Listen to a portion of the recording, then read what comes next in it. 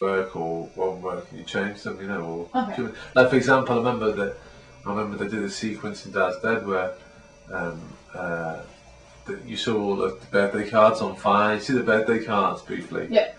and you see them all on fire. And I remember I filmed them, and it just looked rubbish because it was just like a few birthday cards on fire on the floor. Yeah. But compared to the fire that I thought would be in a film in the audience's mind, Yeah. you know, Different. I ended up doing it with blue lights flashing, and Just I'm like, making yeah. it more about the black. Sometimes, if you don't show the audience anything and have the voice or have something, it gives the audience space to imagine stuff. Yeah, I mean. Which is, you can make things much scarier or much more Dramatic. effective or worse, dramatic. Yeah. Sometimes if the audience are left to imagine things. Yeah, what you mean. And So I'm just playing out a lot of my stuff. so yeah, it was at the end of the Dad's Dead, like that. It just goes black and there's a reprise of the voice at the end, and I think that's gives people the creeps because you don't know. You think Jono's going to assault everybody, but it's like he's coming to get you next. That's the point of that film. And he goes to the grandmother. And yeah, it's good. The screen going to black's worse than. Yeah, it's cool how he puts on the voice for for the blind man and the grandmother. He puts in the voice is just kind of. Yeah. I like the idea of doing that, having one. It's like he's telling you a story, really, isn't he? So you're inside his head, really. That's what it's. Ah, cool. But What's that? One thing I noticed about I don't know if this is like when I did work experience for Slinky and I've done work experience for other people, I noticed that I'd be there till like 12 at night, 12 at 1 in the morning, working away. But with Slinky, it was very, very organised, but still really relaxed. Like, how does that work like that? I mean, it's really is like that's the way I think it should be, because it's very relaxed. But like some places I've been, they just leave at 1 in the morning, 2 in the morning. I think that's just taking over your life a little bit. Yeah, I don't think you really get the best out of anything when you work till 12 or 1 all the time. And it's like they don't start, it's like they just don't start. I think it's just they don't start on time. Or something. Yeah. Just kind of, or it just doesn't matter. But it just seems really, some of them are really like, Slinky I think works like perfectly well because it's just, I mean, you might say later Sundays, but not, some people stay till, like 12, 1 in the morning. Yeah, and I think the thing is your mind only works for so many hours, doesn't it? That's the thing I always say, like, I've never done an all-nighter, and people at uni can't understand why. No. It's like, because if you start on time, I don't work past, 11. I just... But I think with the amount of stuff that you're achieving, it just diminishes. Yeah, it just means nothing afterwards, doesn't it? Because you can't really, unless you get up at 12. Yeah. But yeah, it's like, you know what I mean? If he's lying in bed all morning, then maybe, some people are nocturnal, aren't they? Yeah, this is when people, they get up for work and they have to be there for 9 and they work till, I don't understand. No, it doesn't.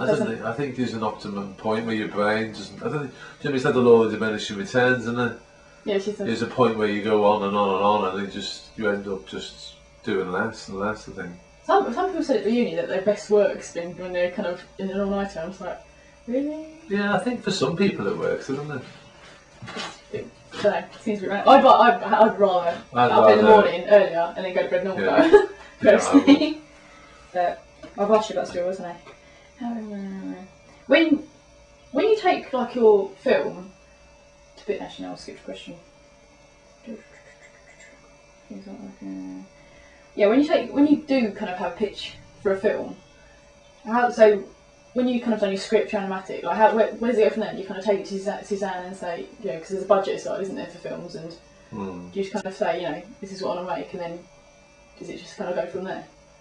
Well, with all the films I've done, I've written the script, and then most of them have been, I got the money off the back of the script, or I'll do a bit of design, or do, So you do all the commercial work, and then just get the money for that, and then... Yeah, well, with the films I've done, like Dad's Dead, I did the voice record, I did some tests, and that's how Animate went for it, because they could hear the voice, and they could hear and for example, Who I Am is based on the book, and so therefore it was pretty evident how that could be, because you could see. And then Silence is Golden, I remember that I did some voice with Connor, did all the casting, and I got I did a test. So the test and the voice, and and I went and it just had those things and pitched those to the. So how do you get sponsorship? Do you just kind of just contact them and they're happy to see you, or they? Or? It's just those films are all. Most of the films I've done have been with Channel 4, so I did. It's just this thing, you do one film and then a lot of them, through schemes and different things like that. Dad's Dead and Who I Am were through the Animate scheme, and The Broken Jaw was originally through the Air scheme. Okay. Silas's Golden wasn't through any. Silas's Golden's the really different one because that was just Arte in France and give me some money towards that, and then we all got money from all over the place and did that film. So when you enter into festivals, I suppose if they win, then the idea is they get the credit for it, don't they, as well? A lot of it, the sponsors. So if they it's good for them, isn't it? Yeah. Okay. Do you ever have times when something just hasn't worked at all, and it's just kind of gone, or is it always kind of worked around it and came to it, or do you ever have to give up some ideas and just think? Oh yeah. There's loads. I've got a big box. I've got a big drawer full of ideas that never happened. And is it just because they're not working, or is it just? No, it's just because the time and everything has its time, doesn't it? Sometimes things will hit the spot, and other times they don't. And I mean, my core ideas, the ones that I've done all the films, they were really like ideas that if I get an idea I really believe in, I'll push and push and push it until I die, and I'll keep going on it. I suppose you know that it's working. Just because you want to do it, you've got to do it because it's about the progression, isn't it? But there's other ideas. I think when it gets harder to get the ideas off the ground is if they're bigger projects. I said if I had an idea for a telly show that I did, and I couldn't, we tried to get that off the ground and that never happened. And I remember that. But it's just sometimes when you get the bigger things, they get harder to push. Do you mean it is harder because there might be one or two people get a chance to do an adult television programme on British UK television. There's none on, is there? How many's on now? There's none, I don't think. So it's just every so often the little window will open and it's if you're there or not. So it's just kind of right time, right place, right time. Yeah, because the idea is, it's like any idea, I think. You get an idea and you can work through it. And that's what I tend to do. I might have an idea that's one thing and then I'll work through it and develop it, and then it becomes something else over time, and then and something that could start off might be something that could not work. You keep working on it, and then it becomes something that can. Okay. Because you work through your ideas. I do anyway. Just a night off. I don't know. Often you do just ridiculous amounts of storyboards, don't you? Things like that, just kind of until it's absolutely how you want it to be, and it always changes, doesn't it, all the way through. Yeah. Change, which is a bit annoying because of the work you put in. So, I think I just want to know more about kind of how the sponsorship work thing, because. Well, those, I've just been I've just been lucky in a way because I thought I'd been in that period of television where I suppose in a way animation was just growing in a way. Yeah. And I think I was just there at that time when it was in that state, and so there were opportunities. In a way, they may not be there now. I think it's different now.